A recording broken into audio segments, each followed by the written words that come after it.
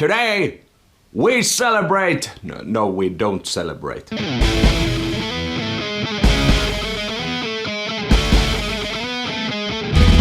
Hi, hello, and welcome to Finnish Guy Likes Movies. My name is Ville, and today we're talking about Independence Day Resurgence. Independence Day finally gets a sequel, and it's not good.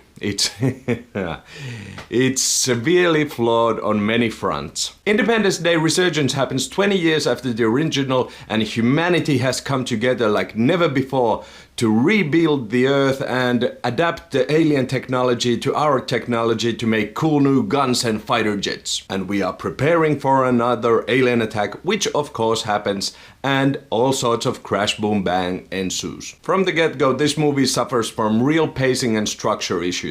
Where the first Independence Day really took its time in building the tension and most importantly the characters, this one is just muddled and baffling from the start. And by that I mean that it actually takes some time before anything really interesting starts to happen, but all of that time is lost on crude exposition, jumping from place to place without ever letting us get emotionally attached to the characters. Speaking of characters, the new characters, they all kinda suck. And I don't necessarily mean that the performances suck, although some of them do, but just the characters themselves. They are uninteresting, boring, and you just don't care for them. Liam Hemsworth, Angela Baby, Travis Tope, and Diobia Oparei do an okay job, but the script just fails them on all fronts. Then you get performances like Jesse T. Usher as Dylan Hill, the son of Will Smith's character from the first one, and boy is it bad. He's not alone in doing some bad acting in this movie, I tell you there are others.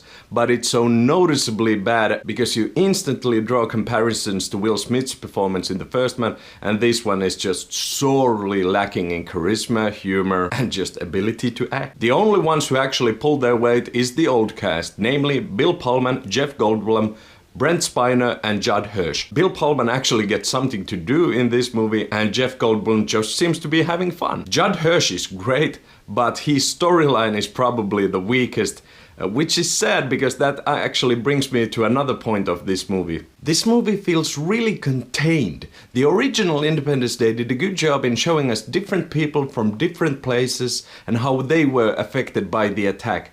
This movie doesn't do that. It tries to do that with Judd Hirsch's character storyline, but it just doesn't work. And where the story lacks scale, so do the effects. As you've probably seen in the trailers, this alien ship is supposed to be huge. Minor spoilers coming right now, very minor. This ship is supposed to be the size of the whole Atlantic Ocean, and you never quite feel that sense of scale. And again, this is the thing the original did so much better. I remember all of those images of those ships slowly looming in, coming in from the clouds, and they felt huge. A lot of it comes down to bad editing and structure. When the ship arrives, the editing gets really choppy and it doesn't let it sink in how huge the ship actually is. There aren't those long looming shots of the ship creeping in. In the whole movie there was one shot where I actually went like, damn, that's a big ass ship. And that's a problem because it undercuts the sense of hopelessness and doom that I'm supposed to be feeling. There were a couple of other technical aspects of the movie that bugged me.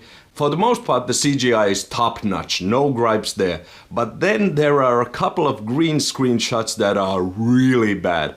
I'm talking 90s people talking in front of a green screen, bad. Speaking of effects, I cannot for the life of me figure out why they didn't go the practical route with some of the creature effects. They did it in the original Independence Day, so I'm guessing that after 20 years they could have done it in this one also. Especially since a couple of the creature effect shots were a bit meh. Another technical aspect was that this was the first movie ever I got to hear in Dolby Atmos, and it was kinda lackluster. And because this was the first time I was in a Dolby Atmos theater, I was really paying attention to the sound mix, and it just didn't take any use of the system.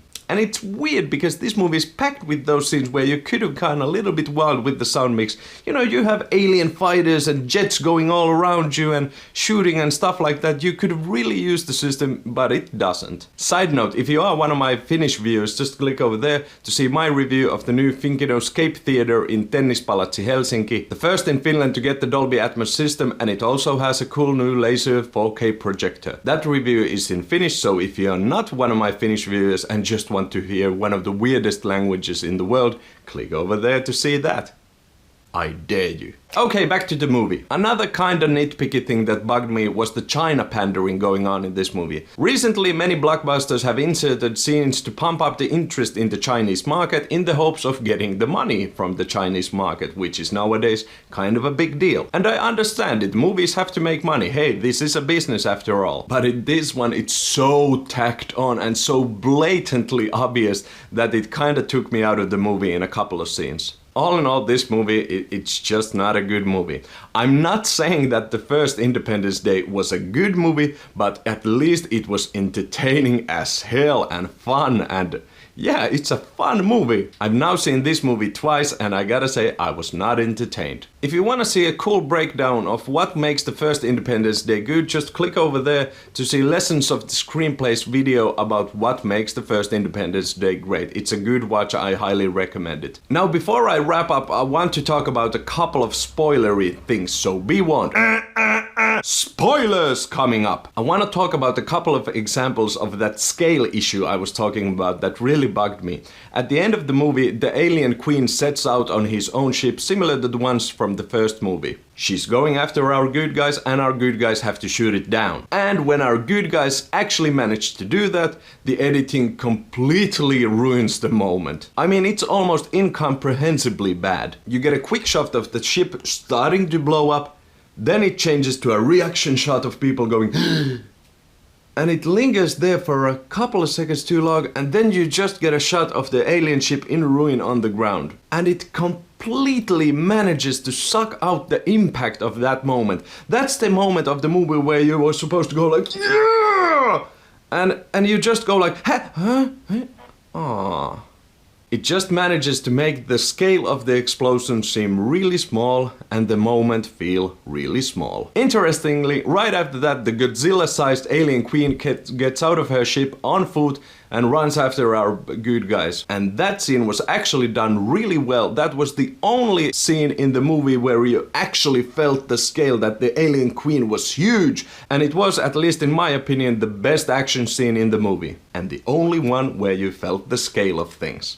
Thank you so much for watching this video. If you want to see more videos from me in the future, just click over there and subscribe. And please also hit the like buttons, it would really help me out. And hey, if you want to talk to me, just hit me up on Twitter or leave a comment below. I really love talking about movies with you guys, so keep them coming. And for my subscribers, sorry for the long delay between videos. I've been really busy with my day job, and also when I actually got to take a couple of days off, I got really sick, so sorry about that. But while I was sick, I managed to watch a couple of movies which I intend to review, hopefully in the next week or so. So please keep on subscribing, keep on checking me out, and I hope to see you next time. Bye! Warning, this video will be completely in Finnish, so it's your own fault if you blow out your ears.